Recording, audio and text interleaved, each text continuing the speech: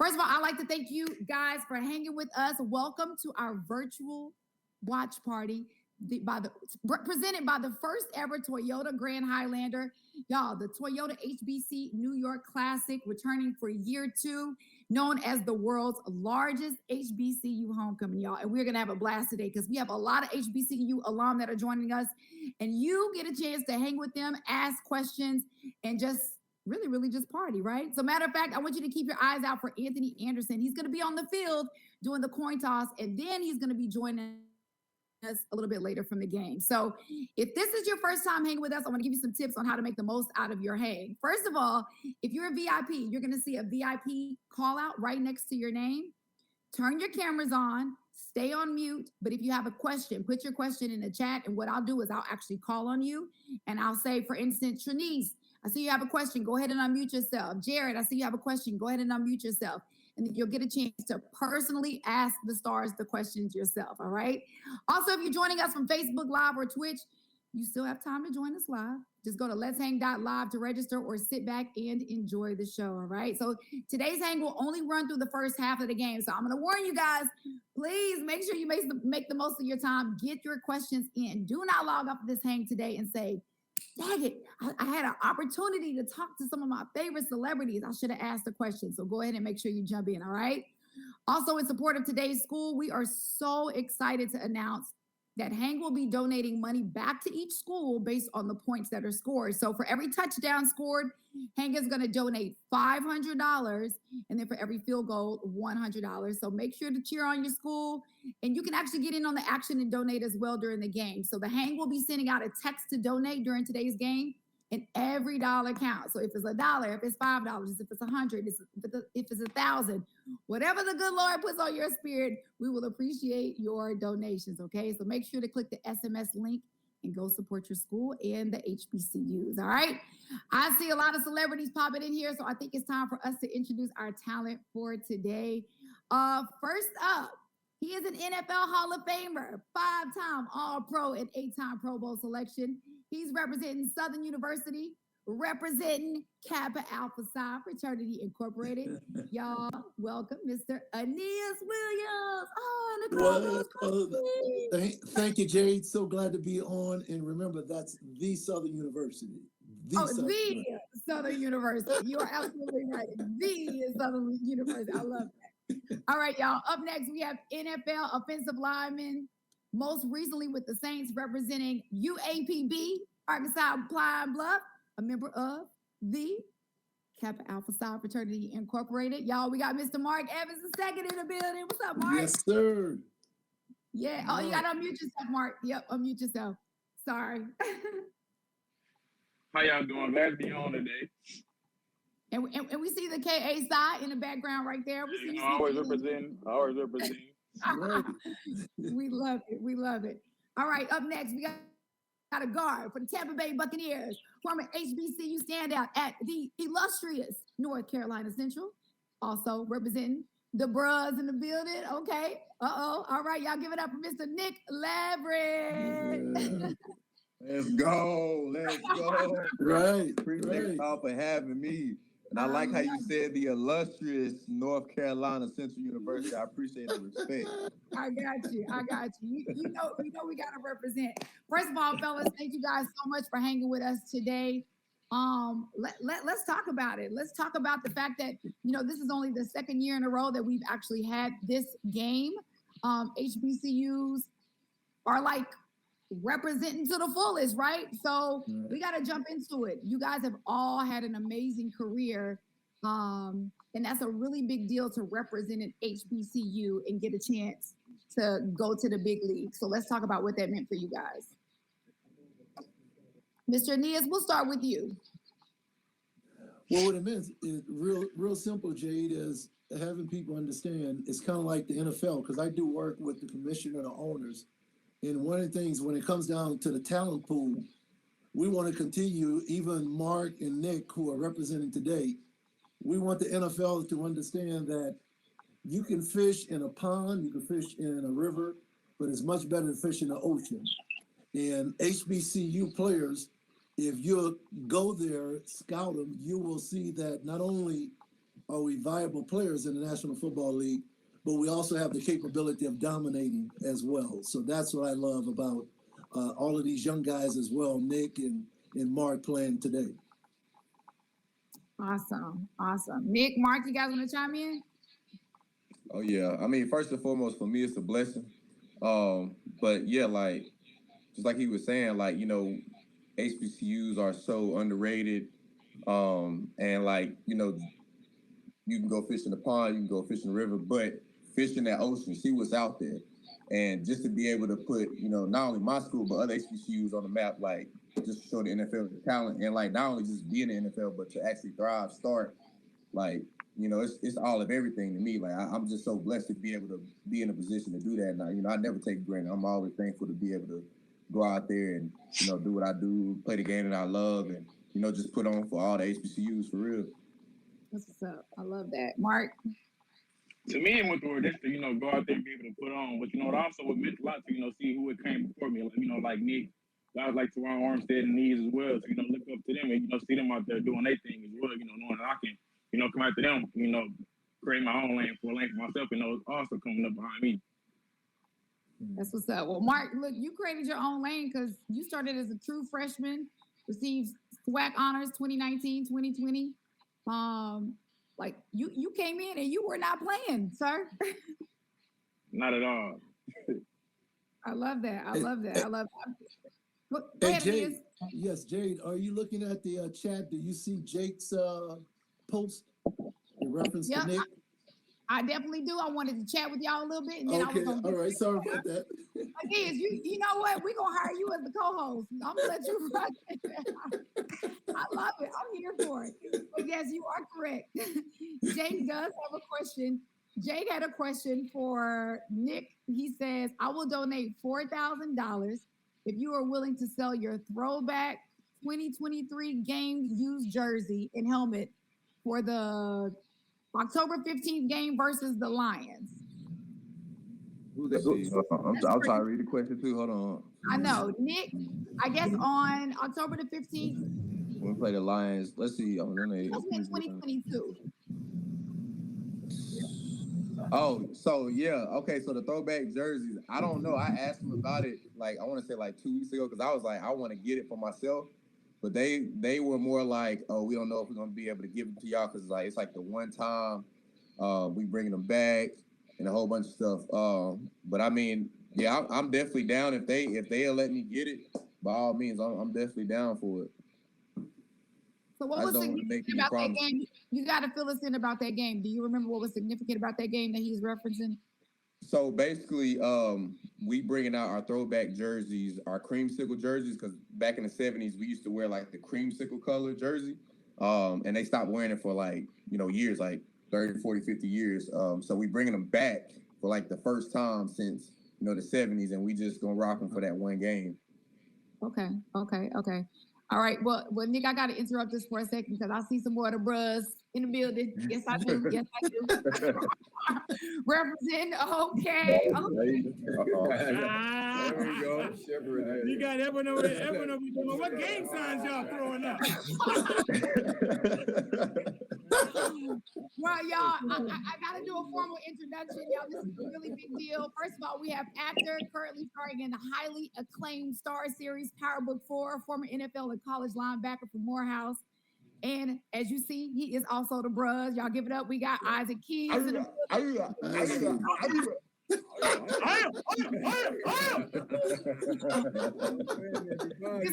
I'm gonna split all this up, okay? Because it's a lot going on right now.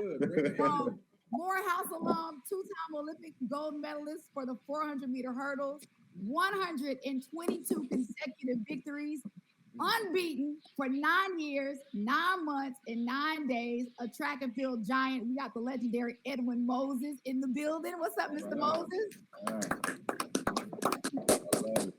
learned how from everything I knew from Tommy Smith.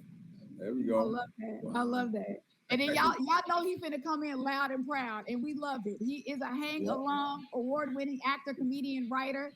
representing Howard University. I put this on for you. I didn't even go to Howard, but I put this on for you today, brother. I appreciate that. Represent Mr. Anthony Anderson is in the building. Ain't you? The brothers over there on Morehouse looking at me a little sideways because of the ass whooping we gave them last week. Oh my God. Both of y'all 0-3 right now, you and Albany, so somebody ain't gonna go home a loser. Still. I don't know who it's gonna be. I'm sorry, man. You gotta clean up your campus. Clean up your campus. All right, Anthony, you got to tell us about that coin toss. How was it? We saw you out there for the coin toss. The coin toss was great. Like I tell you, Morehouse was mad dogging me because they gave me the coin and it was like, there was an H on it. And I was like, oh, this is for HU. They were like, no, it's for heads. I was like, my bad. I thought y'all was rubbing something in Morehouse face. But, you know, it was my first coin toss. It was great to be out there on the field doing that for these young brothers out there having fun, doing something they love to do. So I was glad and proud to be a part of it. But did you practice though? I mean, like, did you practice like it's dive? Well, first off, you shooting craps right now doing this. So that's not the point. Or you practicing for something else, and we were talking about that off of the game thing. What you're doing right there, that's not a coin toss at all, Mama. Hold on. Why they got the Q in on him? Man, you got to pay attention. Come on, Jay. What happened? No, Jay, this the coin toss, right? You flicking with your thumb. Oh, my bad. Yeah, you're right. Right. You know what? The coin toss was great, Jay. Let's just move on before you get in more. I'm telling too much. Okay. All right. We actually have some questions in the chat really fast. Captain F says, what would you say to the younger ones about why you want to see them at an HBCU college, attending an HBCU college? Thanks, Captain, for your question. We appreciate it. Great question. Yeah, that's a great question. Why wouldn't I want to see young men and women surrounded by other young men and women that look like them, that come from the same background that they do, sharing the same purpose of a higher education? You know what? That's what I would say to that. Yeah, I think I would chime in and say, like, you know, sometimes people can say you're a product of your environment. So I think HBCUs help create a positive environment that you can be around. You want to see people that's elevated. You want to see people doing better than yourself. So I think that provided well for me, and I saw that being provided for other kids too. You sell dope on TV. I know. And that's why I have to say that positive statement like that. Oh, okay, I get it. Okay, the balance, the juxtaposition. Okay, I got it. There you go. And TV.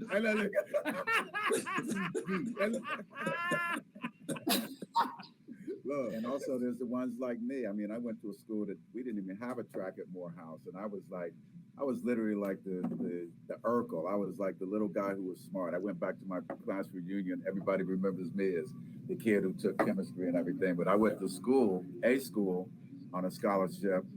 Wasn't good in track and field, but I became an Olympic champion because of the atmosphere I was in, because of the kind of brothers I was around. And the sisters too at Spelman as well. But you know, just being around, I was the smartest one in high school in the sciences. I went to Morehouse, man. I was like diving at the Take 4C. I was like, damn, what the hell? But I was around guys who were a lot smarter than me and looked like me, and that pushed me up to a different level academically. And what I did on track, that was just all extra. I just love track and field. But we did not have a track. I went to the Olympic Games, broke the world record, everything, at a school with no track, virtually no program. Because of the mental. You know, let's talk about that for a second, because I know a little bit about the history. So you went to Morehouse, there was no track for you to train at, and you ended up becoming an Olympic gold medalist. So how did you train? Where did you train? Where did you get that drive from? I broke in every track in the city, jumped over fences, really? Georgia Tech, got kicked off of Georgia Tech, was banned from there. Working out at high school track meets at Lakewood Stadium between the 100 and the 400, we'd run 1 or 2 runs. Oh, really? For 5 years, yeah. So we knew every track in the city we knew. We had to go around. There was no cell phones. We send out 2 guys in a car. Whoever didn't come back, that's the track we went to. Okay, wow. So we jump fences every day. So that's a point to the kids of how bad do you want something? If you want it, you gotta get it. How bad do you want it? Exactly. You know what I'm saying? So it's like, what you did, that shows accolades how bad you want something. I think today's kids need to really hear that. Yeah. Yeah, because the days gonna be over. They can be over at any point in time if the politics goes the wrong way. Right. For the things that you expect to happen, the things that you are accustomed to, things can evaporate very, very quickly. And so you have to be in a situation where everyone has a plan A. If plan A doesn't work, 80% of the people are going to use the same plan B. So you need a plan C, C and D. That's where I started my son with. To hell with plan B. Everyone's going to do the same thing. Yeah. If the door is closed, everyone's going to go to the next closest door. But you know, if you have to make a getaway, or you're in the situation's critical, you need start with plan C. Right. Another Especially question. being a person of color. Yeah, sorry, Jade. I'm just going to take over your interview right now. Another question. Since you use offenses and get kicked off of these tracks, like you say, Georgia Tech, do these places that kicked you off now try to take claim for you? Be like, Edwin trained here back in the day. We used to let him run on our asphalt. That's right. So I actually got kicked off of a track about 3 years ago when a college, I'm not going to say who it is, in Really? the city of Atlanta. Because now it's liability. When I was running, you know, anybody could just go to the local high school or local college. But now it's about liability. Everyone's so afraid to get sued. I can't just go to Kentucky and walk onto the University of Kentucky's track and say I'm Edwin Moses. Right. Okay, I understand that. It's all liability. Everything's changed. Okay, Jade, I defer the interview back to you now. No, back to me. I appreciate. No, this is y'all's show. I'm here to watch just like you, just like everybody else. Okay, we do have a question. Well, hold on. Albany just scored on Morehouse. Are you surprised that another team scored on Morehouse right now? Okay, this is what you put. I haven't spent any time on the Morehouse side because they brought me down on the Albany side. When we're done with this, I'm going down to the Morehouse side. Are you going over there? Yeah, let's do it. Okay, that's what we're gonna do. We got to go charge them up. I'll take you down there. Okay, I look forward to that. All right, so we have a question from Scott M. Scott, if you want to go ahead and unmute yourself, you can ask your question. Scott, you can ask your question now. What drove me to attend a black college? I wanted to know with you all. Scott looks high right now. Scott Scott look like he on promethazine and he done smoked six. But what city are you in right now, Scott? I'm in the Bronx. You in the Bronx? Oh yeah, he high as hell right now. Go on with your question right now. My bad. I don't want to interrupt your high. He might forget his question right now. Go on, Scott. Ask him. Now I know what made me attend HBCU. I went to Winston-Salem State University. Go Rams. Okay. But I wanted to know with all of you, what made you attend? I can speak for myself. The history of Howard University. I was a theater major, and just what the College of Fine Arts produced from the 60s, 70s, and early 80s in their program. You know, I was attracted to that. So that's what took me to Howard University, as well as its academics and just being the Mecca itself. That's why I was there. And they had Donald Byrd, the Blackbird, all that stuff. Yeah, all college students making music back then. Yeah. For me, I'm from St. Louis, Missouri, and I didn't even know Harris Stowe was an HBCU. That's an HBCU in St. Louis. A lot of people don't know that. Right. So I didn't know much about HBCUs coming out of the Midwest at the time. My father presented to me. He wanted my sister to go, who was older than me at the time. And we went down, she was going to the car. She was like, no, I don't really want to go. So when it came time for me to come out of high school, my father showed me the pamphlet. And honestly, he showed me the pamphlet. It was Morehouse, and it was all male school. I was like, no, Dad. You said college supposed to be the best time of my life. That's not what that looks like. Right. But for me, playing football is that I wanted to go to a school that played that known for football. But I was played out of position. I didn't get recruited high, so I didn't have the opportunity. So I actually went to another school, walked on there, and then I realized that didn't feel like college. And it brought me back to wanting that type of family, that type of camaraderie. And I went back and I sought Morehouse after that. And when I saw it was the best decision of my life when this came to Forrester School. When it came to sports, of course, we're not known for sports, but I've done a lot at that school to try to build it up, and we're still, what it is. HBCU, it's always about a work in progress, but it's about everything that I got from that school, like family, Morehouse moms, still cool with athletic director, cool with all that. So that sense of family and union helped me progress to where I am today. Yeah, and a lot of the Black students that don't go to HBCU, when you talk to them, they don't go back to the homecoming. No, they don't. They don't participate. Once they graduate, they feel like you know, they're just cut off. Yeah. And a lot of them, they come to the Morehouse homecoming and see the tailgate and everything, and they come back every year. I got people that come back every year that didn't even go to Morehouse. Yeah. Or an HBCU. They just want to be around that family, and they feel all that positive energy. Right. And you walk around on that best HBCU homecoming, right? Yeah. It's the best one. Yeah. Yeah, HU is the best homecoming.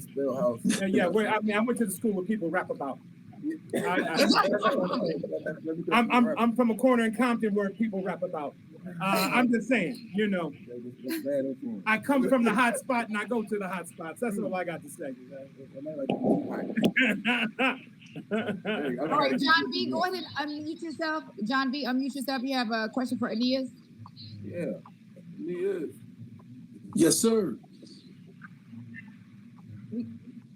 John B, Yeah, just John? as high as Scott. He can't find the unmute button, so. Anthony, I can talk with you. John, can you unmute yourself? John don't even know he online right now. If that's John don't know where he at. Can you hear me? Yes, sir. We can hear you, John, and we can see you. Okay, can you hear me? Yes, we can hear Hi, you. Aeneas. How are you? Good. Yes, Aeneas, before I get to my question, I just want to thank you so much for back in 2019, how kind you were to me at a church function in Mandeville, Louisiana. And right after I went to that, I found out I had cancer, and I beat it at stage 2. And I've been sharing my story with NFL legends since then, and I just want to thank you for showing your support. And I'm also a good friend of Ed Thunderberg, one of your church Yes, friends sir. from the Oprah Yes, sir. Boys. Thank you, So, John. Aeneas, Thank you. Aeneas, let me ask you this: who would you say needs to be in the College Football Hall of Fame this year? Who do I think need to be in the College Football Hall of Fame? Yes, sir. Is that what you said, John? Yes, sir. Are you talking about the NCAA or the Black College Hall of Fame? The Black College Hall of Fame. The Black College Hall of Fame, all the guys that I think should be in there are actually in there. So I don't have anybody that comes to mind. I don't know if Eddie Robinson Jr., if Eddie Robb, that's the head coach at Alabama State, I think he may be in, but he certainly would be a guy that I would want to see in the Black College Hall of Fame. That's a great question, John. Greatly appreciate it. Thank you, John, for your question. We definitely appreciate you hanging with us today. John is at a party. John got balloons in the background music. He is. John is waiting on Scott to show up with the goodies. Then it's gonna be a real party. I mean, John got the nitrous oxide and the balloons hanging up behind him. They ready. I need to know where John at so I can take a ride with Scott. Hey, Scott, you in the Bronx? Just come by MetLife Stadium and pick me up. Y'all take me to John's party. I'm ready, homie. Hey, Jay. Yes, Jay, you were asking a question in reference with, and I would love to hear Nick and Mark, in reference to what Anthony and Moses and Isaac shared as it relates to why HBCU. For me, growing up in New Orleans, Louisiana, in the same area where Lil Wayne grew up, Southern University is in my lineage. My dad is the first college graduate on both sides of the family, graduated from Southern University. And I have a brother who's a CPA that I followed behind. But the other thing I learned about the HBCUs, and I would love to hear all the others comment about, my dad made a statement. He said, "It's not what people don't know that hurt them, is what they do know that's not true." So one of the things that I like to get out, and all of us are an example of it, of the excellence, and look at all the different fields of endeavor that we're on this call. It's not just athletes, you got actors, you got Olympians. Literally, we need to continue to get the word out and remind the current younger generation that it is true that greatness comes out of these schools. And one of the most important things I learned while at HBCU was there are no excuses. There are no excuses. There's no excuse for whether it's registration is a headache, whether you have the track, it doesn't matter. that environment teach you whatever you do have, make the best of it. And that's what I would love to hear the guys share about anything like that. I love it. Thank you, Aeneas. I appreciate that. Mark, what about you? As far as I would say, when it came to going to HBCU, that was really all I had. Nobody else took a shot on me, a chance on me, or nothing like that. So it was either go to Arkansas, Palm Bluff, or go to junior college. So I took a chance on myself to go to UAPB and make the best of it. Honestly, just to piggyback off what Mr. Williams said about not having the best resources and stuff like that, but still being able to use what you do have and make the best of it. I feel like I did my part of doing that. Very good. I love that. Nick? I just want to chime in. What I learned from an HBCU was the difference between saying specific and Pacific.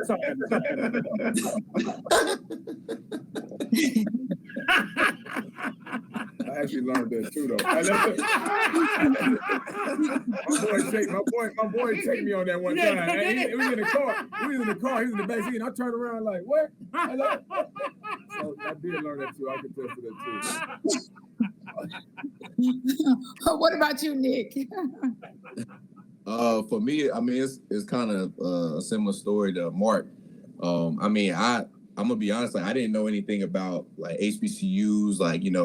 I was the first person to actually go to college in my family. So growing up, I grew up in the hood, Salisbury, North Carolina. A lot of people didn't really make it out anything. So for me, my mom was always strict on me. She was always in the bed by 9. Make sure you do good in your grades. Don't hang around with the wrong crowds.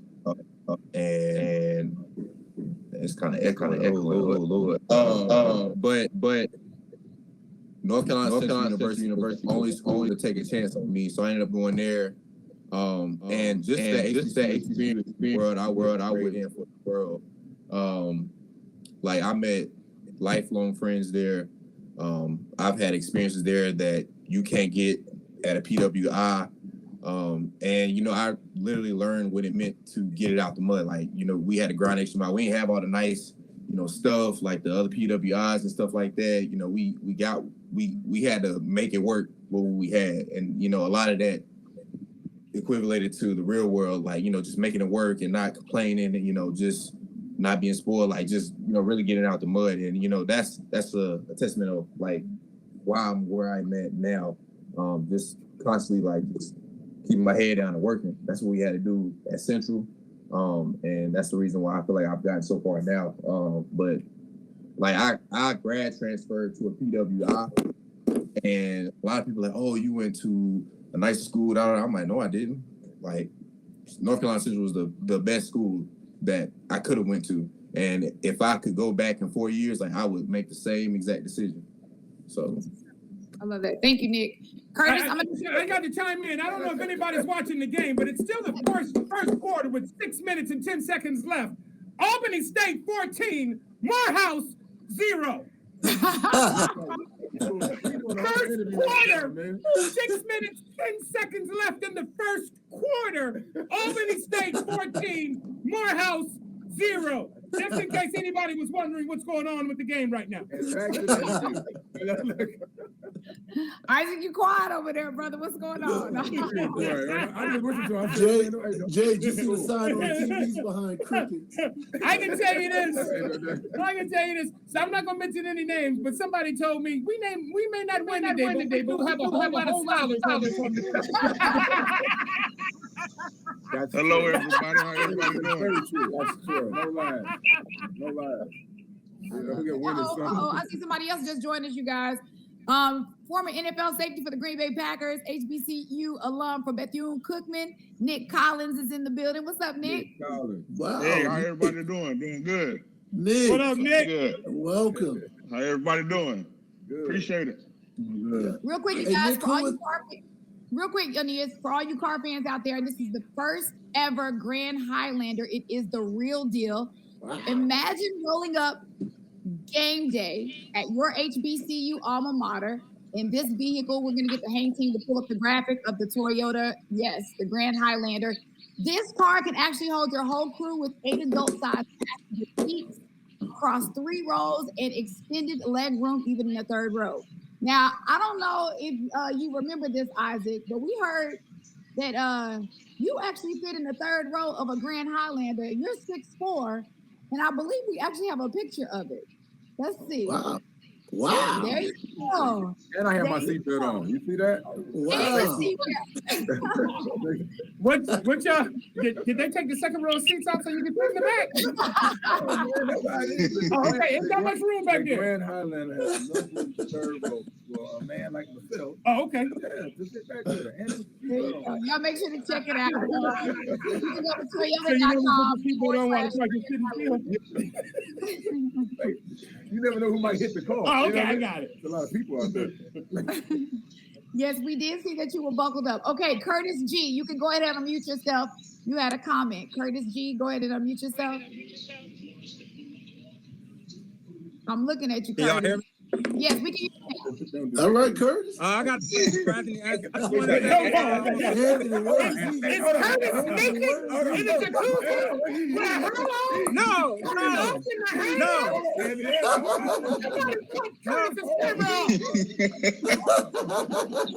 No, I'm not naked. I'm not naked. I swear. I'm not naked. You're naked from the shoulders up, sucker. No. I'm not naked. I'm not naked. But, I just wanted to say I'm a big fan. He was like, ooh, I got to get in this ice tub. I just had to meet you. I just wanted to meet you. I swear, I just wanted to say I'm a big fan, man. Hey, listen, don't beat me like that. Paul, don't beat me like that. Since I've been a kid. That's all I wanted to say since I've been a kid. I just want to say since I've been a kid, man, I love you. Love you. Hurry up and get you off the hang.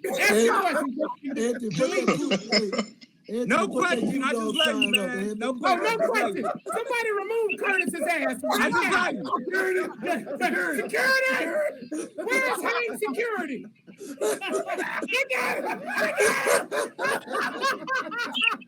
Big nigga with a behind him. I just wanted to meet you. No question. Hey, Anthony, put that Q dog sign up on it.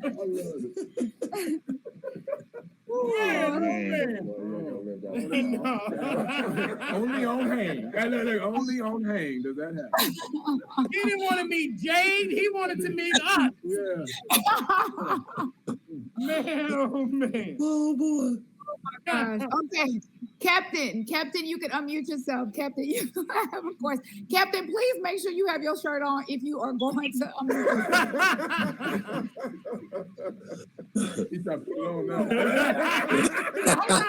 Hold on.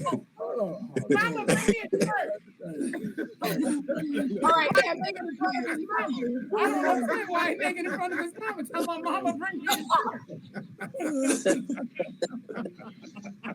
Oh man. There you go. Hey, there you go. What's going on, brother? What's going on, baby? Look here. Look, I come out of Detroit, Michigan. You know what I'm saying? Growing up with a lot of well-accomplished African-American athletes, comedians, and everything. How can we support the accomplish more HBCUs, especially here in Detroit where there's none? Support what conference? What was the end of the question, brother? How can we support more HBCUs with what? Yeah, because coming out of Detroit, there's no HBCU in Michigan, in Detroit, in the Detroit area. How can we come together and accomplish more HBCU colleges in 4 states? He's saying that there's HBCUs in Detroit. Everyone that played in the NFL came from an HBCU. If you look at the NFL Hall of Fame, you got Southern, South Carolina State, FAMU, Tennessee State, Albany State. All these fantastic Hall of Famers came from HBCUs because they didn't have the option. I'd like to see in track and field, basketball, I'd like to see some of these young brothers and sisters too come back to the HBCUs so that our schools can participate in the dollars, TV revenue dollars. because we've been left behind in that regard. We've been left behind. I'd like to see a renaissance. I want to see renaissance, but HBCUs as a whole have to do better. Like We gotta do better. Schools have to be more appealing. You know what I mean? Why would I go to a school if the locker room looks worse than my high school? That's right. That's right. We're trying to do like Morehouse. We started a Morehouse Football Association where we 501c3 to try to raise money for it. But I applaud and I want other schools to do it as well. To try to raise money, because sometimes these institutions get money, but it's not always going to the athletic program. That's true. So it causes it's depleted in that way. Yeah. So we got to do better to make it more appealing for a lot of these athletes before we just assume they're gonna go there. That's true. Speaking of, you're an HBCU grad, you inducted into the Hall of Fame. I'd love for you to chime in on that as well. Well, Jade, I think his question was that there was not a lot of HBCUs in the Detroit area in Michigan. Yeah. So one of the things I would suggest is if you can go online, and there are probably a number of alumni from HBCUs who are in the Detroit and in the Michigan area that meet. So one of the best ways to get involved and find out about those organizations that support the schools while living in Michigan, that would be initially a quick way to connect with some of the HBCU schools and show your support for those schools. Well, look at this score right now. You can send all those athletes down to Morehouse. We get an HBCU in the Detroit area. So I'm looking at comments on the side because I was going to bring this up as well. But Shatara B said alums need to donate, and that's another component of it. Yeah. Once we graduate these HBCUs, we never give back, and if we do give back, it's in the form of coming back for homecoming, and that alone. What we need to do is take some of our dollars and donate back to these institutions that we were a part of to help eliminate some of these problems, some of these financial hardships. That's what we need to do as alum as well. So Shatara, I saw your quote. What were you about to say, Jade? I'm sorry. No, that's a great point. I'm glad you brought that up. As a matter of fact, today we're actually giving people the opportunity to be able to text to donate. So we're going to be sending out an SMS text to everybody today. So please make sure you take advantage and actually donate to these HBCUs.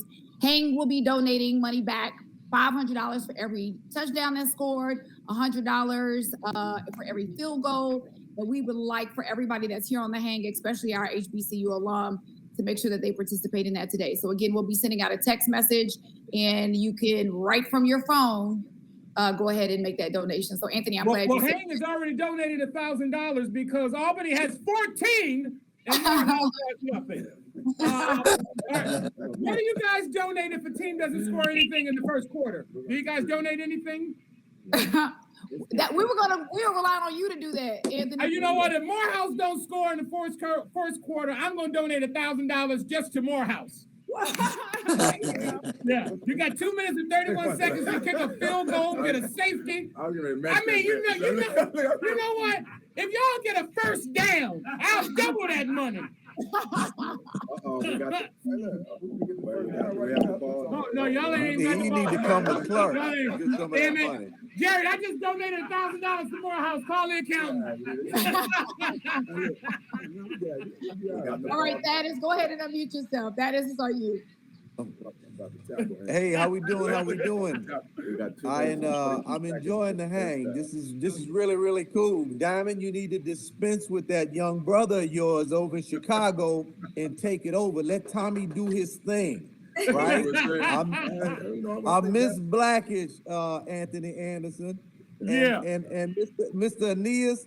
I'm from Slidell, Louisiana. Went to school with your wife all the way up to high school. Oh wow! I was supposed to go to Southern, but you are right, Mr. Diamond. Boy, when you get in that doggone registration line, I was like, not. So I stayed in New Orleans and went to Loyola, but I did finish. Did my master's at Clark, Atlanta, a couple of years ago.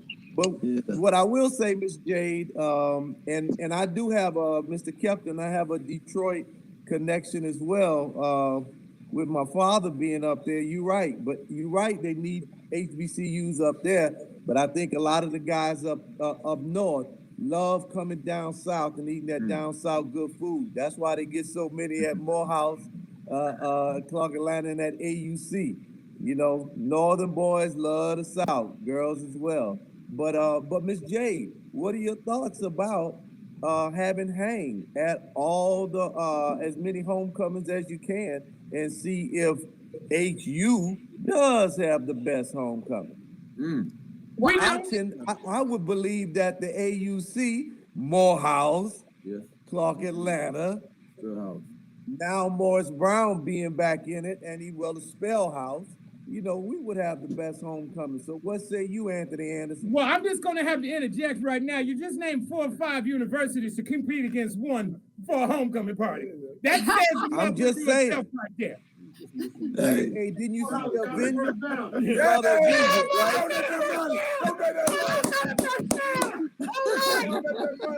right, it's $1,000 I'm giving to Morehouse. All right, I got it. They didn't score, they just got a first down, but any little bit helps. I get that money. We're going to donate the $1,000 to the AUC homecoming event. That Morehouse is not going to play in because ain't nobody going to want to see that. But I'm going to make the donation. Hey, Thaddeus, what's your last name? Ponce. Ponce, gotcha.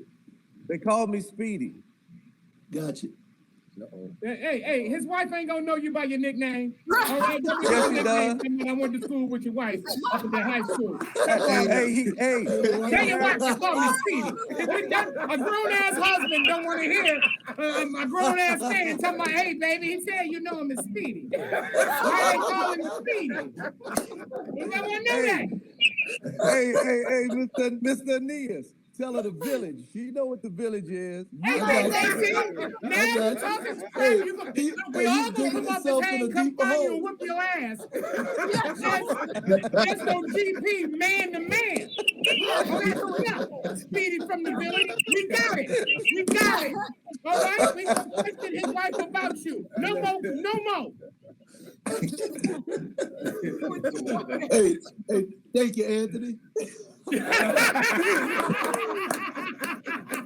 Oh, look at that. When you roll for that, look. I like the sister anyway. Hey, Daddy, that's my dog, man.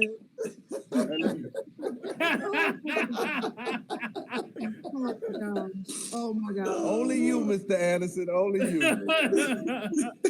Oh my goodness.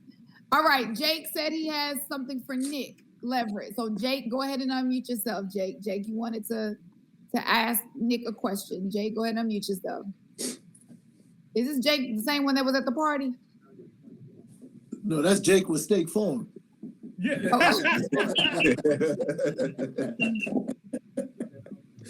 Jake, you can go ahead and unmute yourself. Hang on, I can't, it won't go. Okay, we can hear you. There you go. We can hear you. Oh, you can hear me now? Yes, sir. Okay. Nick, hey, I am a huge fan of yours. I was actually the guy that you gave the glove to in Minneapolis last weekend. And yeah, I bought your jersey from the DeMar Hamlin Foundation for that fund last January. Just quick question for you. Would you entertain selling any of your game used items for a donation towards the HBCUs? I wouldn't particularly sell them, but I'm all for like donating, man. I'm real big on donating. So okay, yeah, just I'd be happy to make a donation. I'm all big for donating, man. I ain't really the one to take the money. So sure. Is there what would be the best way to get in touch with you? Because I'd pay well over $1,000 for a jersey and over $2,000 for a helmet. Just message me on Instagram. Okay, will do. Thank you so much, Nick. I just have tremendous respect for what you did to get to the NFL and just a fantastic story. And I just just think the world of you as a player and an athlete. So thank you for doing this and taking the time to do it. Just really cool of you. Awesome, man. Jay. Greatly appreciate that, man. Jake, we got to figure out that jersey you have signed by Nick. We got to do that. And if he don't answer the Instagram, his number is 214. Hey, Nick, awesome. Don't sign that jersey. Hey, Nick, don't sign that jersey. He ain't donating that to nobody. He gonna line his pockets with that. Oh no way. I think I already signed it. Never would- Hey would- Nick, hey Nick, if you're right-handed, sign it with your left hand. That way it can't be authenticated.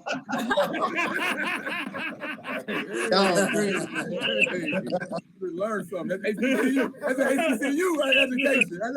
Jake, I'm messing with you, Jake. I'm just joking, Jake. I'm just joking. You're awesome. Jake, State Farm, these all jokes. These all You jokes. know, I thought I would hear the end of being from State Farm, but I still hear it probably once a week from somebody. And just, Of course yeah. we're here. I don't think that. Yeah, my parents would have known that would have been questions that came up. I don't know if that would have been my name. All right. We appreciate you, Jake. Thank you so Thank much. you. Okay. All right, what's the score? Can you give us an update real fast, Anthony? on the 14-0. First quarter's over. I think I have to donate another $1,000 to Morehouse. They scored. I mean, they didn't score and they got a first down. So that's $2,000 I have to donate to the school. We're gonna win at some Morehouse gonna find a way to win even while losing. I got it. That's Morehouse for you. You guys got a lot of scholars on your team. A lot of scholars. Yeah. All right, Julio G. Julio, go ahead and unmute yourself, Julio.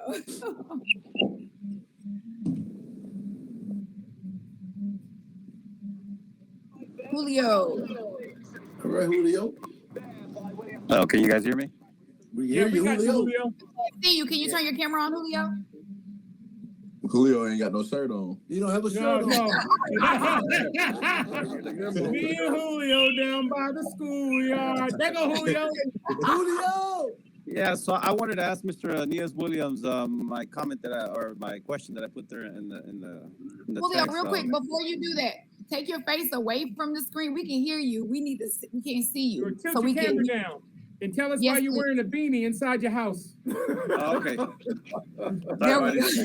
I just woke up. I'm sorry. Just want to know. Yeah, I wanted to know for Jay. Mr. Aeneas Williams, a Hall of Famer, how tough was it to play in those September games at Sun Devil Stadium? And also, was it ever really a home field advantage for us? Yes. But before you answer that question, it is how tough is it to wear a beanie and a sweater inside your house? I know summer just ended 2 weeks ago, but it's not winter yet, sir. I have the thermostat at 60, Anthony, so I'm good. Okay. And Jay, so proceed, the answer question the is, as it relates to, we played in Sun Devil Stadium a number of years when I was in Arizona. And it was a home field advantage because number one, it was hot there. And number two, just as all the current NFL teams are screaming, I should say fans, and all of those that are screaming out for the NFL to put grass fields in all of their stadiums, Sun Devil Stadium had the best grass out of any. It was always voted the best grass field out of all the NFL teams. So we definitely had an advantage. Didn't have to deal with turf. The grass was outstanding, and hopefully they're able to get grass in a lot of these other stadiums as well. Great question, Julio. Well, now that Congress has okayed the use of marijuana statewide across the country, I think grass in any field will be nice, Aeneas. I mean, you have to be Pacific and specific when you're talking about grass. That's all I got to say.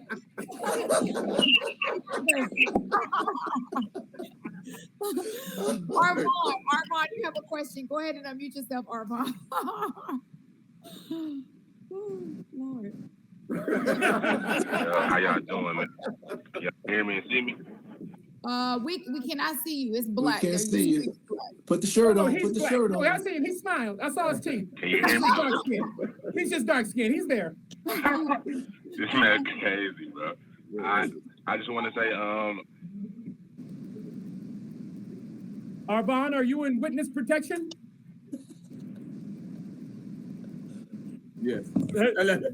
I don't want to even say this, but I think Arvon might be in the penitentiary and he's using the jailhouse phone. Hang that we on and wanted to be a part of it. Hank welcomes everybody. Yes, we do. Yes, we do. Dude, they had me fucking ask the question on camera, and I was dressed like this with the Julio, your mic is still on. Your mic is still on with the effing legends.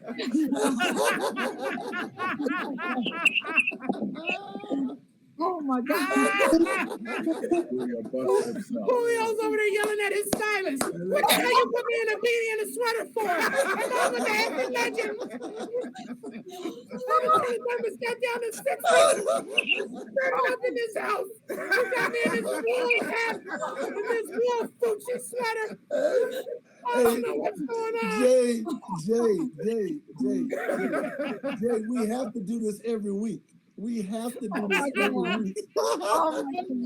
I don't know what I'm on right now. Maybe I went to Scott's house in the Bronx before I got here. But this is the best hang that I've been on out of the 4 or 5 that I've been on. Yes, we need to do this every week. Yeah. Oh my God, I would have to agree. Oh my gosh. Okay. We're gonna play about Arbon, Shatara. Am I back? Oh yes. All right. Yeah. Man, it's a pleasure to see y'all, man. Did y'all hear my question? My bad. No. So I was just gonna ask, like, in the perspective, obviously I've been navigating some games, like different areas. Like, what can y'all like add from a Black media perspective? Like, what can we like trying to navigate and be as best as we can be? And second question for you, Anthony, in particular, and anyone else who wants to chime in, how is it navigating media on TV from, like, you know, having to deal with people who kind of control the narratives of, like, so how do y'all push past that and still be great and influential people? You know, my answer to that is just to be my authentic self. And that's all we've ever done in particular with, you know, Blackish and Grownish, but that's all I can be. And I think that's all I have been in the 26 year career that I've had in Hollywood, just to be my authentic self and tell my story as best that I can and not try to fit into anyone else's narrative. And the first part of your question broke up, but, you know, I think it's just about getting the right team around you, you know, in terms of media and having a say in what it is that you want the world to know or you want the audience to know. Just being authentically you and having the right team around you is what I would say. Gotcha. I appreciate that, brother. Also, like, one more, when you were entering into like the acting space, you know what I'm saying? Obviously times back then were different than now, so you being your authentic self may have been problematic back then how it is now. So like when you're trying to kick the door down and trying to get in, would you still say the same thing?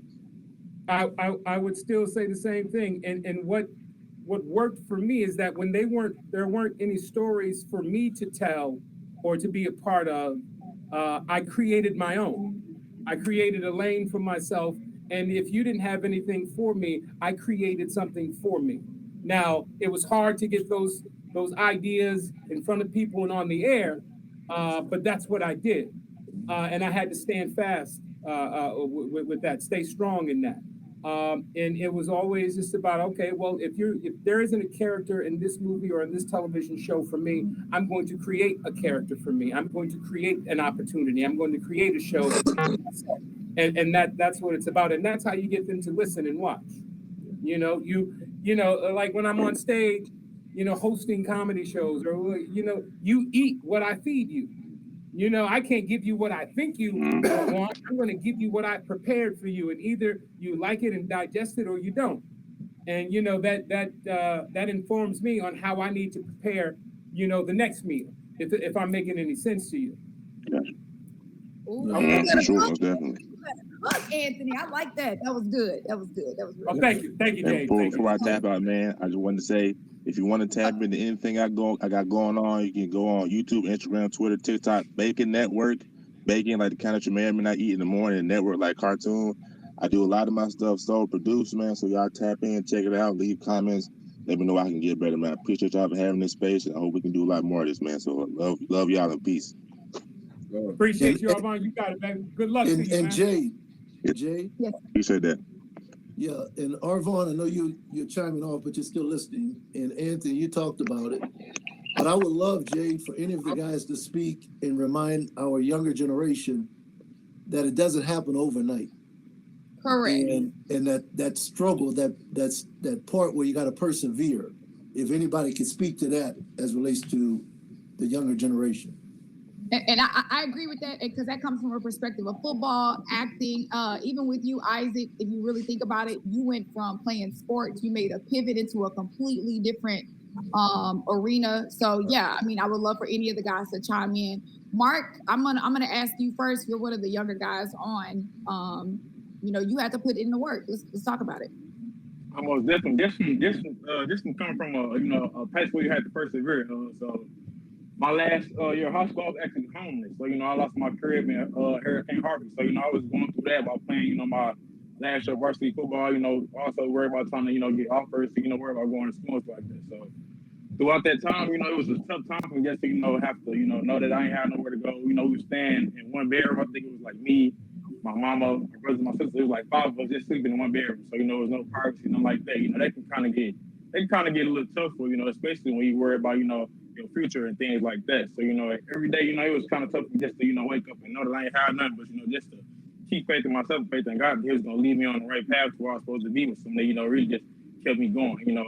Have Arkansas Palm Bluff, with somebody actually lean on me and actually reach out to me, give me the offer, to continue playing ball. Something I prayed for. I remember nights going to bed just kind of having tears running down my face. I was praying for somebody just to take a shot on me. Arkansas Palm Bluff was that dream that came true. So, and it's crazy because I ain't have no further knowledge about Arkansas Palm Bluff, the SWAC or anything like that. So for them to just reach out to me and just believe me was something that really meant the word to me. I can't thank them enough for reaching out to me and just give me the chance to prove myself. Wow, what a great story. So for those, I want to make sure that because I know your headphones are breaking up a little bit, I want everybody to make sure that we heard that story. He said he was homeless, he lost everything in Hurricane Harvey, and he's trying to worry about getting recruited in Arkansas Pine Bluff. UAPB was the one that took a shot on him. They're sleeping in 1-bedroom apartments. Him, all his brothers and sisters, his mom. There's no privacy or whatever. So that shows a level of grit, of resilience. Thank you so much for sharing that, Mark. Seriously, that's good. Anybody else? I have a question for Isaac. I saw something on the comment board, and somebody just asked about a pivot for Isaac. And the same person I asked this other question about how do you feel portraying? Because I made a joke about you selling drugs on television. Someone commented, how do you feel about playing a drug dealer on television? Because they feel that it's stereotypical. That's a stereotypical character. Now, what are your thoughts on portraying a character like that? I'll answer that part of the question. Portraying a character like that, I feel like it's a story. Mm-hmm. I think everybody knows somebody that they grew up or heard of a story that somebody's selling drugs. But I think also underlying that is also what the relationship to the pivot is that in my personal life, I had to pivot. And I think everybody understands also when that character is that he has one foot in, and he's at a point where he's trying to make a transition from one part of his life to the other part of life. But the thing about it is if you don't change the people around you or change the environment around you, then sometimes that will pull you right back into the same things you did before. Also that, even though you relinquish your past, it doesn't mean other people are going to let go of your past. They still want to see you as that same person that you were before, even though you're trying to evolve. I have no problem with portraying a character that's telling a story, because out here in my real life, you're going to see the things, the positive things that I do in the community, how I speak right now on Hang and how I talk and how I give back to Morehouse. And, I feel like that's important for people to see that, and also to understand that you have entertainment and you also have reality. And it's up for you to understand the difference. If you want to stay into the entertainment world, then you're going to live a fake life, and it's going to pull you down some different paths that you don't need to be a part of. But if you're in reality, then you understand some of these things, the hardships, and you understand those things. What got me into pivot into acting is that when I left football, I didn't know what the hell I was getting ready to do with my life. I wasn't a Hall of Famer. I was a walk-on. I went to a school that wasn't necessarily known for putting out athletes, but then I overcame that. So, Edwin said, it's like, how bad do you want it? How bad I wanted it so bad that I was willing to do the things that other people weren't willing to do. To go practice different places, to go work out even more than other people play. Like a lot of people, everybody that's on this chat, it's like they wanted something bad enough that they went after it. And we all had obstacles and we had adversity that we had to overcome to make it happen. And we all know it's really the grace of the God. We put ourselves in position for God to continue to bless us upon us, right? Amen. Amen. Yeah, so I think with that is that, you know, now it's time to tell our story so people can relate to us. So now we can be an inspiration to others to let them know that, yeah, it's hard. It is hard. It is not going to happen for everybody. But as long as you keep pushing, you're going to be better than you were before if you were just standing still. That's good. That was a whole word. Yes, sir. Yeah. Church, good. No, seriously. Probably kicked in. That's Let the church say amen. All right, Brandon. Brandon, go ahead and unmute yourself. Brandon had a question. That's on the heart. Brandon, you have a question?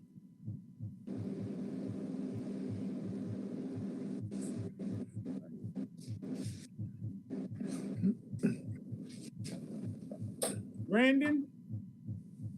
Why don't you clown Brandon, Mr. Anderson? Not clown I will once he appears on screen, just like I clowned your ass.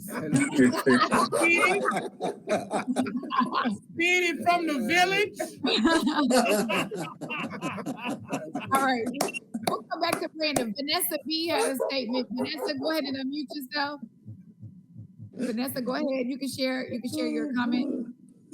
You know, I never heard of the HBCU colleges until I went to the Battle of the Bands.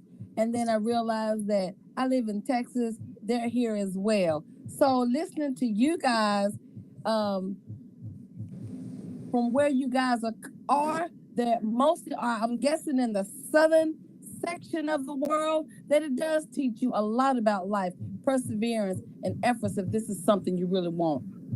I appreciate that. Are you looking at Jesus while you talking to us right now? Because that's the first time you made eye contact. You were just, and I don't know, and your hair was doing something kind of crazy. I'm going to talk about everybody, all right? Excuse me, sir. Wait a minute. You get off of me, okay? Okay. I work from home. I don't get up every day and go outside. So this is It look like you don't go outside, man. It look like this every day. I can tell. Hello. Somebody call Anthony off of these people. Hello.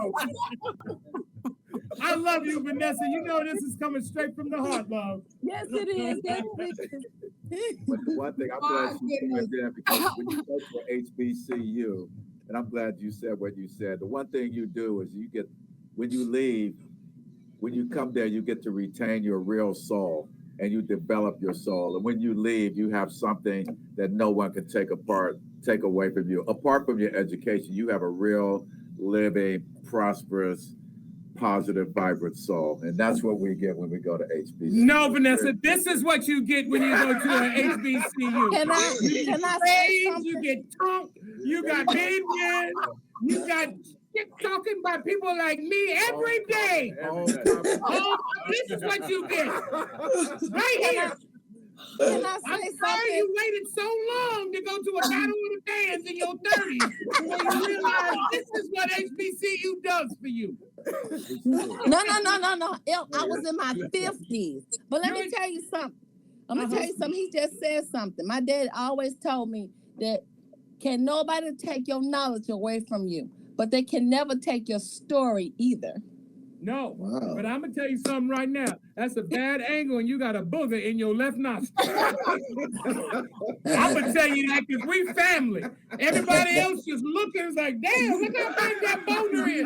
And that's your left nostril. I'm surprised you still breathing through your nose. Change that angle and get some Kleenex. I love you, sis. Thank you, Vanessa. We appreciate it. Oh man, that's so. Hey, Jay. Yeah. Jay. Look, y'all see Vanessa up there clearing the nose. Vanessa, I'm joking. What's that up in there? Hey, Anthony. Yeah. Isaac just picked up a phone, man. How old is that phone he just picked up? He's been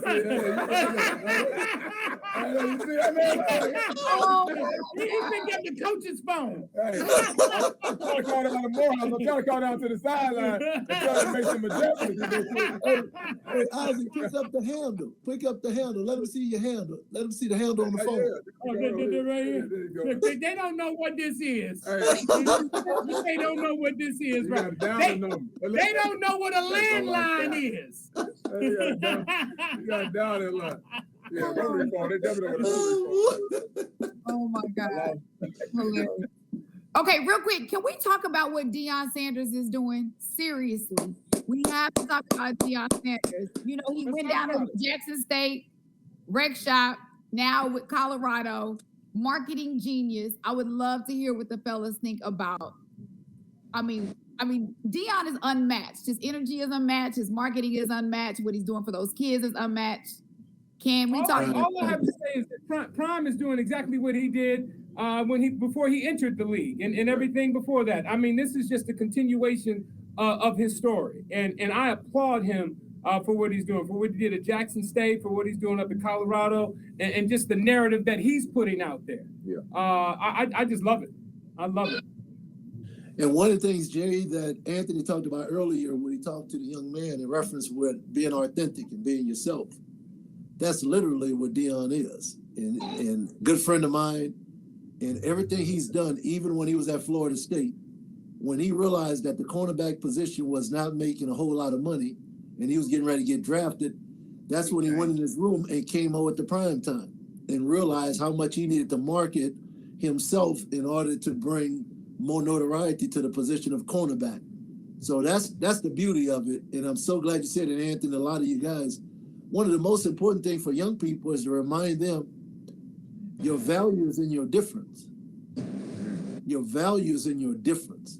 And that's what I'm seeing with all of us. When you recognize I'm comfortable in my skin and being in those circles, we don't have to be afraid to give our opinions because that's what life is about, a diversity of thought.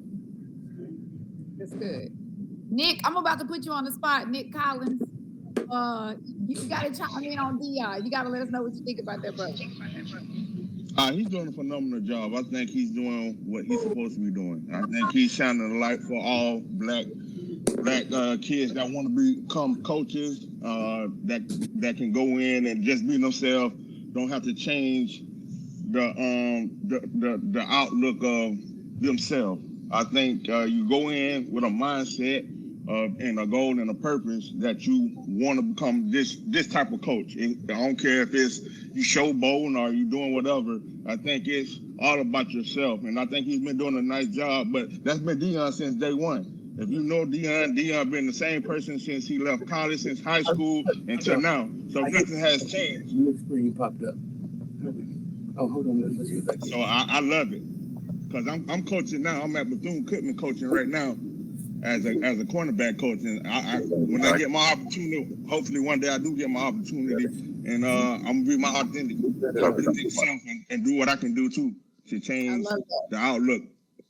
I love that. Thank you so much, Nick. And thank you for what you're doing for those kids over there. The fact that you went back to where you went to school and now you're pouring into those young men. So kudos to you. Seriously. Thank you. We definitely appreciate that. All right. Thank you. So I know that the fellas that are in the Toyota Hang Suite, they're going to get ready to go. Before they do, Anthony, can you give us Roger's an update on the game? I think Roger has the game showing where he is. Can you see us? Yes, we can see you. Oh, okay. I did something to the computer, couldn't see you guys. So what you wanted to say? Can you give us an update on the game? It's the second quarter, 7 minutes, 37 seconds left. Albany State's still 14, but they're moving down the field very rapidly. Morehouse still has 0 points. Wait, Anthony, did something just happen? Somebody just get a pick? I don't know. Something happened. It was a pick? Yeah. Who picked it off, skinny boy? Of course, Albany. Oh, Albany! Albany just picked off Morehouse ball down at their own 6-yard line. It's a flag on the play. Oh, flag on the play? Yeah, Morehouse clipped and cheated after they got the interception. So I don't know what happened. I was trying to say I'm something about I'm somebody. about to suit up. I got at least one more play in me. I can get something going. You can still see us. We can. Oh, hold on. Let me go right here. All right. Yeah. There we go. Let's click that one right there. Oh no. Let's restore. Let's see if restore. Anthony, are you the engineer there too? You doing everything? I'm doing something. I messed it up. I wanted to talk about somebody, but I didn't want them to hear me what I was about to say because I think they could whoop my ass. And I hit this one button. Camera. Let's see what it's going to do. Anthony like a little bad kid. He started touching stuff. Yeah, but as long as they can see us, we good. Let me hit that one right there. Open action center. Nope. As long as they can see us, we don't need to see them. Yeah, we can see, but Anthony, Isaac, Mr. Edwin, they have told me that you all are supposed to be going to the Toyota suite. I'm gonna have to release you all from the hang so that you can fulfill your other obligations. I want to tell you, this has been the most fun hang. My cheeks have been so long. Why is that? Everybody agree that this was the best, please. Yes. I don't know if they're gonna ban me from hang or ban me from every hang from here on out. I don't know which one it's gonna be. The verdict is still out. Look, Anthony, both of them. I think it's gonna be both of them. Exactly. No, you guys, this has been an honor to hang with you all. But we want to make sure that you can fulfill your other obligations as well. So thank y'all so much. Look, I'm sending major love to you guys, and I hope to see all of you all soon. Now, my other players, don't hang up because y'all still on the clock for another 15, 20 minutes. Hey, Jade, I just got two things I got to say. My boy Robert, who's a trainer in LA, told me to tell you what's up. And my boy Desi Brown in Dallas told me to tell you what's up. Yeah, I sure did. Desi did say that, yes. Yeah. And you're doing a great job, too. Yeah. Say it again. I said you're doing a great job as well. Keep it up. I appreciate you guys. Sending much love. Okay. And Jay, before I go, you too old to be having all that baby hair up on your forehead. Slick it back. Slick it back. Hey, slick it back. You too old. You're a grown ass woman with baby hair. Stop it. Stop doing what these little young girls doing. You too sophisticated to be having baby hair on hang. That's all I got to say. I'm sorry, Jade. I'm sorry. You look great. I'm sorry. Yeah. Hello. That's a real telephone. That's a real telephone. I'm getting off the air now. I'm getting off the air right now. Yeah, we started off. Yeah. Okay. All right. All right, to all my brothers on the hang, I love y'all, man. You guys have a good one. Vanessa, I see you still there. Clean that book out your nose. and all my teammates out there. Oh,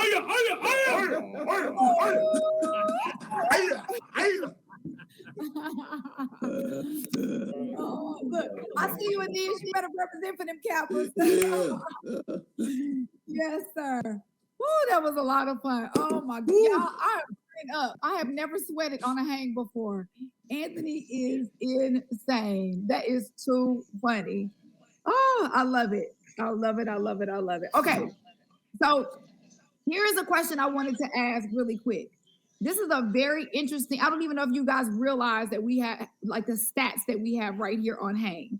So Aeneas, you played against Tom Brady in his first Super Bowl, right? Yes. First time he won the Super Bowl, you played against him in that Super Bowl game. Now, Nick, which is crazy, they said you're less than half Aeneas' age, and you also played with Tom Brady a few months ago, right? That is correct. I mean, y'all, that is insane to think about Tom's longevity in the game, being able to be successful, maintain your body for that long in the league. Let's talk about that, because that is that's a miracle, y'all. Seriously. Yeah, it is. And just getting to know Tom and knowing him is the work that he put in, the commitment that he put in to everything as it relates to full focus on his job and on his craft. And I'm quite sure if Nick spent time with him as a teammate, I never played with him as a teammate, just his focus and his ability to lead is known throughout the entire league. And looking forward to him having success with Fox Network as well. Nah, definitely. If I could have a person described as laser focused, it's Tom Brady. I mean, that guy was just like so focused with everything he did. He was persistent with everything he did. He was a great leader. It was definitely one guy that I definitely like look forward to. I used to like.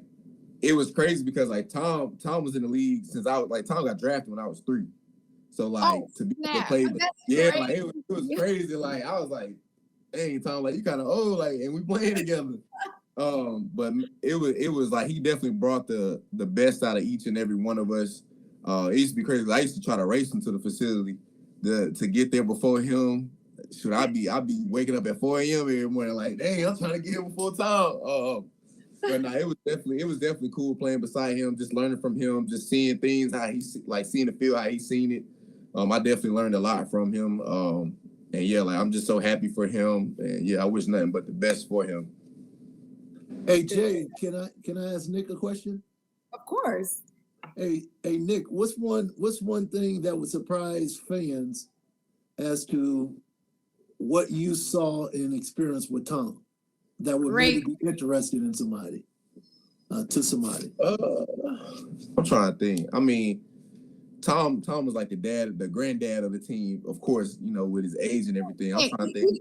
You could have stopped that dad. You ain't had to put him the granddad at the team. I mean, because I gotta step above the dad. But I mean, I don't know. I mean, Tom definitely had some swag. Like, don't get it confused. Like, he was older, but Tom, like you see him on the field, like he was talking that back to people, like he wasn't backing down to nobody. But yeah, Tom definitely had a swagger to him where like, it wasn't just, like the stats we respect him. Like,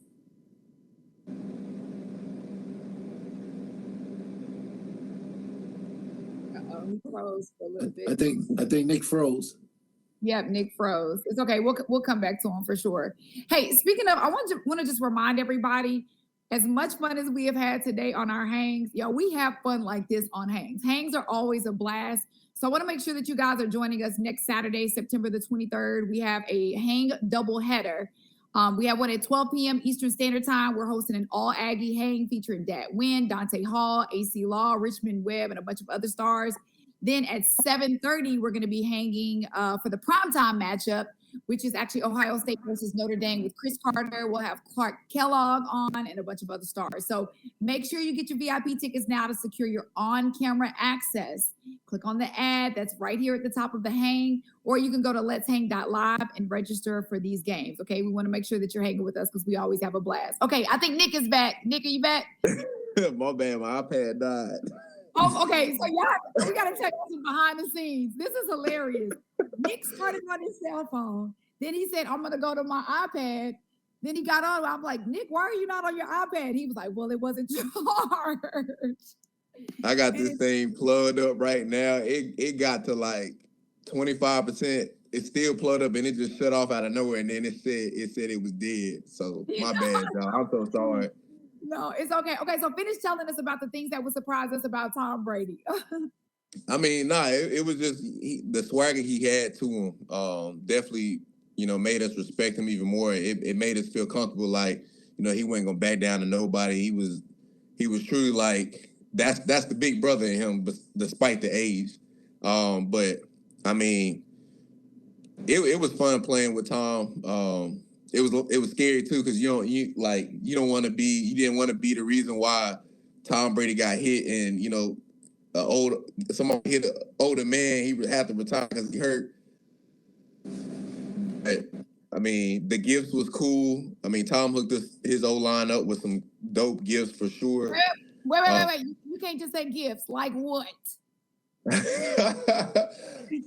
Let's see. My rookie year, he gave us these IWC watches that are worth I want to say like 40 grand.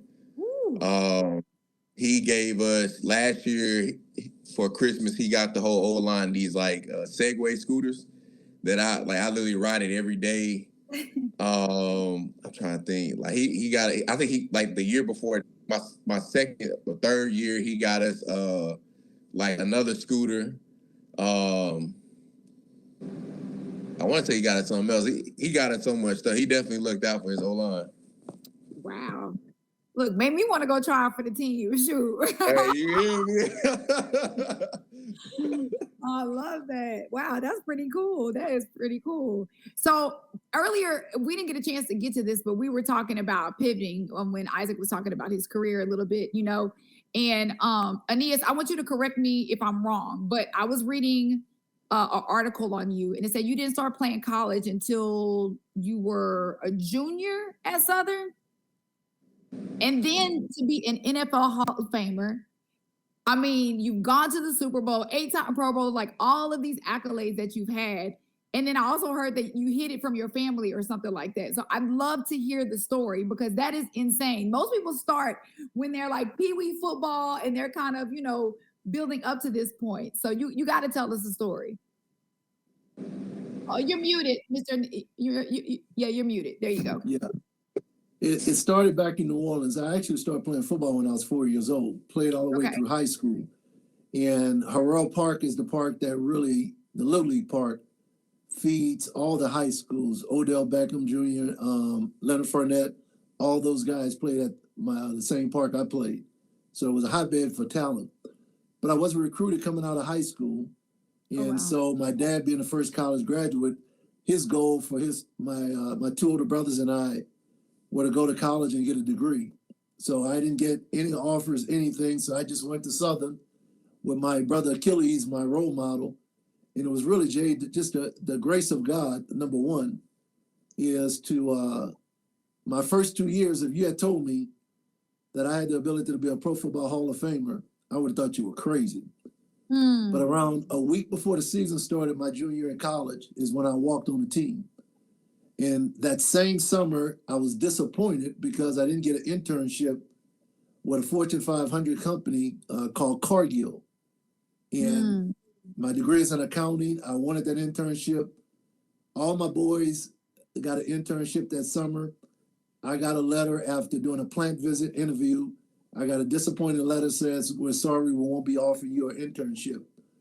That's one of the ways I started realizing that a lot of times our disappointments are God's setups. Because that same summer was the summer I got turned down. And if I got an internship, I would have never walked on.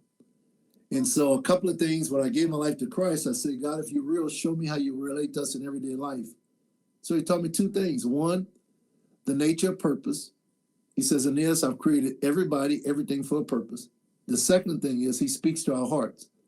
So even though those guys have been practicing 5 weeks, 2 a days, it entered into my heart a week before the season started, my junior year, to go ask the coach if I can walk on. It was crazy.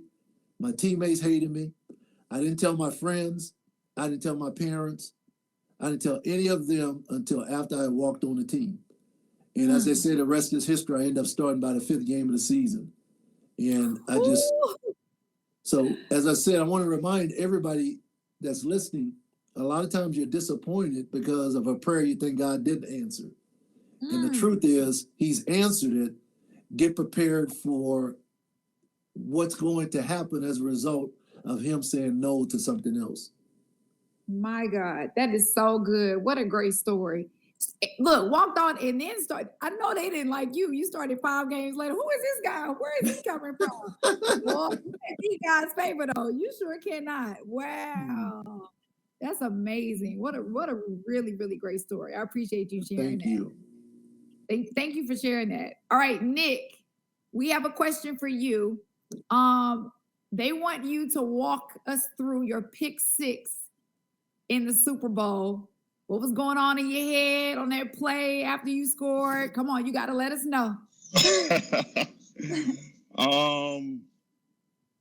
was a play that we already knew that the Steelers love to run when they backed up in their own territory, and we know they like to take shots to one of their fastest guys, and that was Mike Wallace. And so the whole time I was like, here go my opportunity. So before I even get to telling that story, so we had all the media day before the Super Bowl, and they'll invite like a couple players to sit on the podium, whatever, and reporters come up and talk to you, fans come and talk to you, whatever, ask questions. And no one came to my table. The whole time I'm sitting up there, we sitting up there for an hour. Wow. And like the last 5 minutes, one of the reporters came over there and was like, "Hey Nick, have anybody stopped by?" I was like, "Nah." I said, "It's all good. I know you got Troy Polamalu over there. You got all the big names over there and everything." But I said, "It's cool." I said, "One thing about it, y'all don't know me now. By the end of the game, y'all will know me." So now I get back and tell this story on the pick, and like I said, it was one of the plays that I knew that we was gonna run, and I was able to get a nice jump on the ball. My D lineman did a good job of getting pressure on Big Ben, and he floated the ball up there in the air. The whole time it was in the air, I was like, if I get over there, don't drop the ball. Do not drop the ball. So I was able to corral it, make a couple moves, get in the end zone, and from that point, I was like, I got to do something to let everybody remember me by. Let them know that I'm that guy. So I did. I got the touchdown. I got on my knees. You know, I had just lost my father the year before. So all types of emotions was going through, and it was just, man, it was amazing. That is an awesome story. Man, Mark, what do you think when you hear these guys that have like been in your shoes before and they're sharing these stories? Like, how does this make you feel hearing these amazing stories from Nick and Aeneas, you know, the fellas that played before you? Oh, you're muted, Mark. You're muted. Sorry. My fault. Excuse me. I mean, it's definitely inspiring to hear, you know, everything that had to go through their trial and tribulation. You know, it's to see them, you know, get their moment and shine. You know, especially if, you know, hear how he had to walk on, you know, and then he ended up starting 5 games later. That's just crazy. I know people was probably hating him like, how you come up out here and just take my partner's spot like that? But, you know, it happened, you know, and just to hear, you know, hear them talk about their faith. It's something that really important to me because, you know, I really, you know, faith in God is really important to me. So hear them talk about how they had faith in themselves and faith in the Lord to, you know, to set them in the right position, you know, that's something just really like inspiring. That's good. That's real good. And Nick, it's crazy that you're coaching for the college team now, but I saw on your Instagram page, was it your son that just won back-to-back state championship? Yeah. He did. So I was a part of that too. I helped coach two state title teams, and both my oldest son was a part of it. That was amazing. He was freshman All-American last year. He's a sophomore now. So just to see him just go through it and, you know, just helping him find his way. It's not all about me. I try to tell him, like, you don't have to walk in my shoes. My path and the way I had to walk on and do the things I had to do to get where I had to get to, it's not going to be your story. Your story is going to be totally different than mine. So I just try to reiterate that every day and let them know that it's your purpose, your goal. If there's something you want to do, you're going to have to put in the time. You're going to have to put in the work and make sure you know, do your part. That's good. But he's showing you, he showed out like his daddy though. Yeah, he plays safety too. It's crazy. Yep. That is crazy. So I got a question in the chat from Teresa V. Nick Leverett. She wants, Nick, are you in the locker room right now? Everybody trying to figure out where you are. We've been trying to figure this out all day. Nah, I'm in my theater room. Hold up, this is your home? Yeah, I'm at my house. Okay, first of all, can you turn your camera to the side so we can see you wide screen? My bad. Okay, so then we want a tour because what is behind this is amazing. Oh, Nick living good, y'all. Let's see. Let's see. So who we got? We thought, look, we keep thinking you're at the stadium because it's so nice. This is in his home. Okay, check it out. Give us a tour. Hold on. Jay, my little theater room. Hey, hold on, just a second, Nick. What'd you say, Aeneas? Y'all, we want to let Jake show everything? Because let Nick show everything because Jake, I don't know, was Jake a stalker or what was up with that? I'm just joking. Just joking. Just joking. Okay, go ahead, Nick. Sorry. But nah, yeah, this my theater room. You know, since I've been here, I got a couple game balls. So that's all you see right here. Let's see. Like this, like my very first game, I stepped in. Got offensive player of the game. We ended up winning that game in Indianapolis. Trying to think. Let's see. NFC South champs. Just a couple of game balls. Some fraternity stuff. Some pitches, helmets. Ain't nothing crazy. Just this was my little theater room. Okay, can you give us that 360 again that you just gave us? Because we kind of missed it. Yep. Yeah, I got you. Ain't nothing crazy, Right. you know. Just, TVs and that mother. Exactly, Mark. He like nothing crazy, but it's like 12 TVs. It's like look, Yeah. ain't God good, Nick? All the time. All the time. I love that. I absolutely love that. All right, so I'm going to put you guys on the spot real fast. I want to talk about your Heisman picks, okay? We know they're going to be announced in December. Of course, you know Caleb Williams is back in the running again, but they say right up after him was Jordan Travis, quarterback for Florida. Got Jaden Daniels rounding off the top three, and then we also have to talk about Deion Sanders' son. Shedeur has been, a prospect for the Heisman. Travis Hunter, who we also need to talk about, playing both sides of the ball. So I have two questions, a twofold. The first one is, who is your Heisman pick for 2023? And then the second one, we have to talk about Travis Hunter, but we'll do Heisman first. So Aeneas, I'll start with you. We'll go Mark, then Nick Collins, and Nick Leverett, and then we'll come back around. My head says Caleb Williams with USC. My heart says Shedeur. I love that head and heart. Okay. What about you, Mark? I'm gonna go with Shedeur just because he went to Jackson State. Okay. I like that. All right, Nick Collins. It's tough. It's gonna be hard to beat Caleb. Man, he's putting on a show. I think the next couple of games will really separate him and Shedeur. I think Shedeur is right there with him.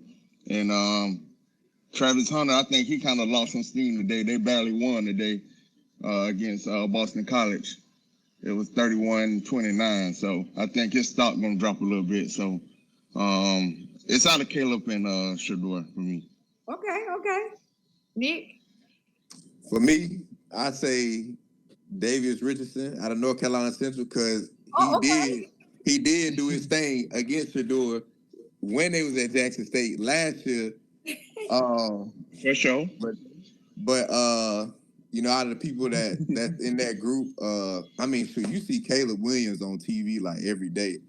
Like every time I'm in the facility, I see him on the Wendy's commercial. I see him all these commercials and stuff like that. And he a heck of a ball player too. Like I seen him lay some dimes and stuff like that.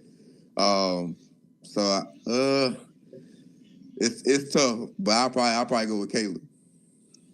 Okay, that's good. After Davius Richardson. Yeah, of course.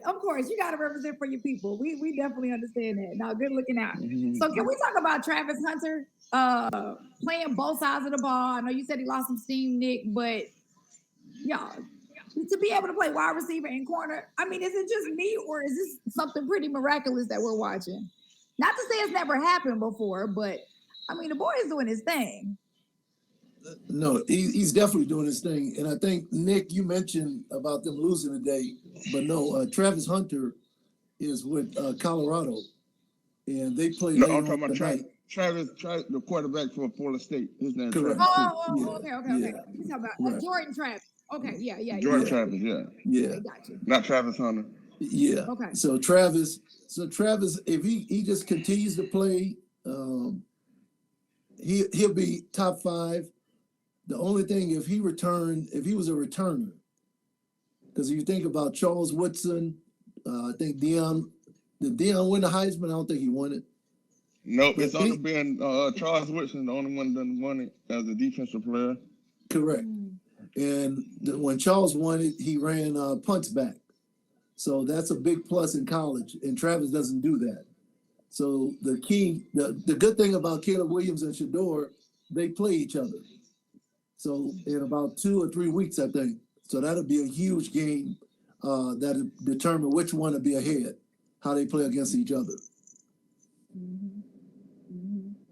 So Nick Collins, you're a coach. Are you impressed by what you see Travis Hunter doing on the field?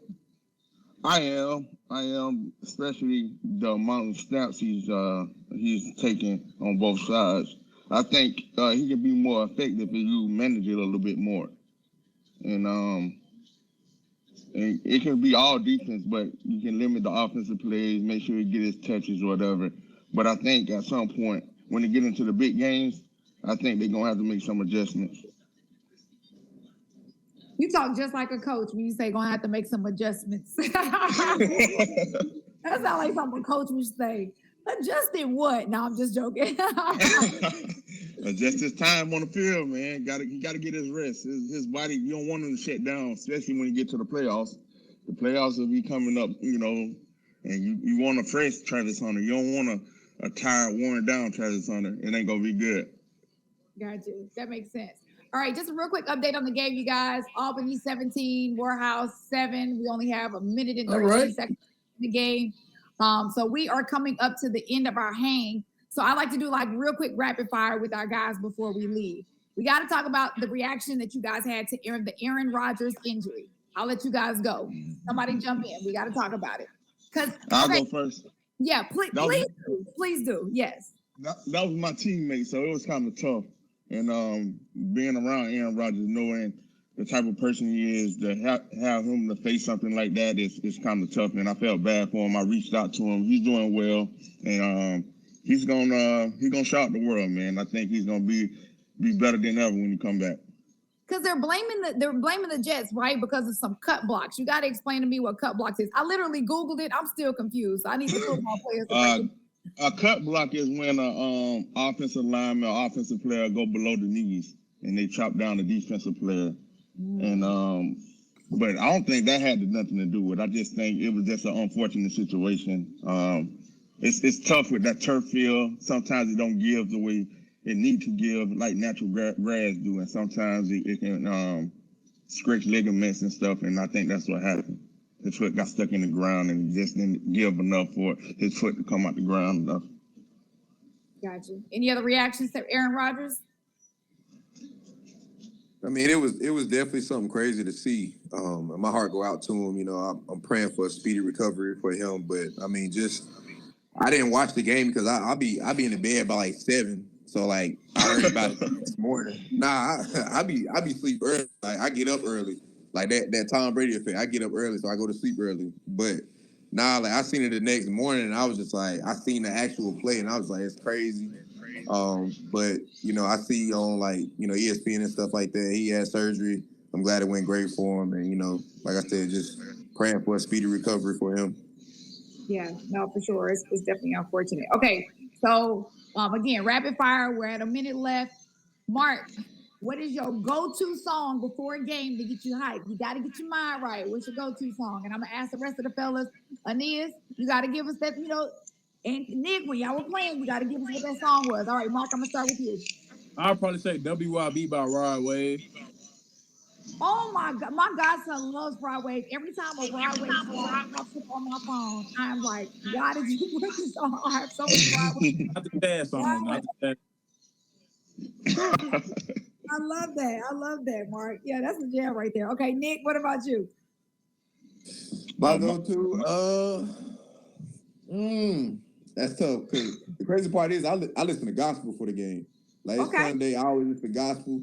Probably something by John P. Key. John P. Key, that's my boy right there. He'll get you right, won't he? Yeah, Won't he do Hezekiah Walker. I don't know. It's just whatever on the playlist, honestly. Okay, so gospel for you. All right, Nick Collins, what was your go-to song? Mine was Phil Collins. I can feel it in the air. I love that. All right, Aeneas, what about you?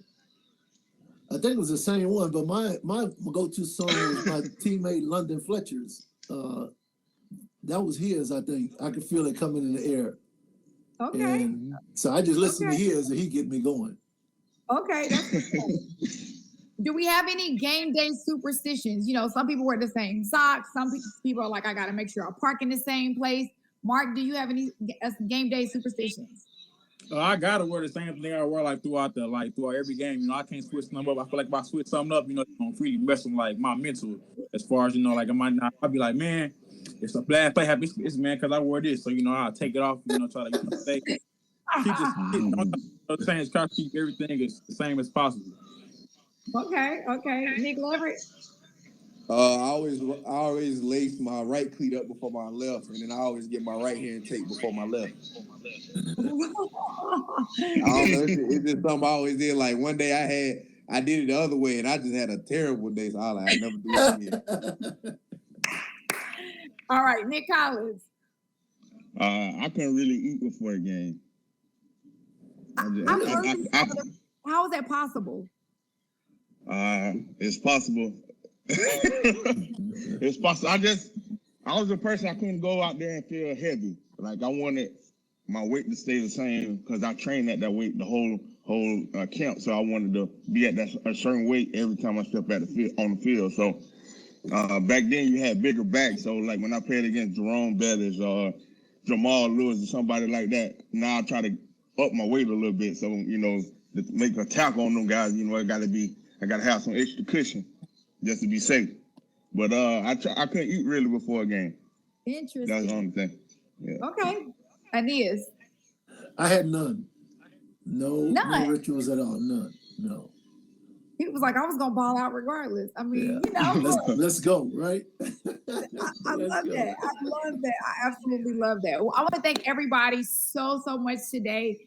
We have absolutely had a blast on this hang. It's been really great getting to know you guys as well. Thank you all for taking your time to come hang with us today.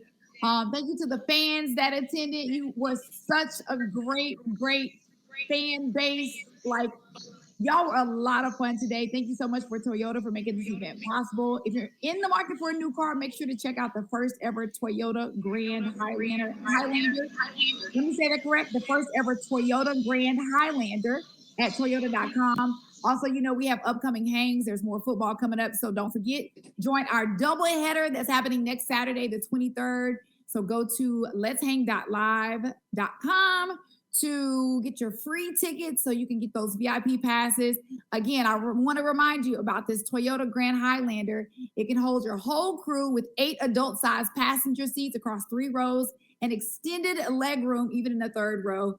As you guys saw earlier today, we had Isaac Keys, who's 6'4", actually fit into the 3rd row, and he put his seatbelt on too. So y'all make sure to check that out, all right? So Mr. Aeneas, Mark, Nick Collins, Nick Leverett, and the rest of the guys, thank you so much. It has really been a pleasure getting to know you guys. And thank you all for hanging. Thank everybody for hanging. See y'all next time. Thanks, Jay. Great job. All right. Next time, guys. Bye.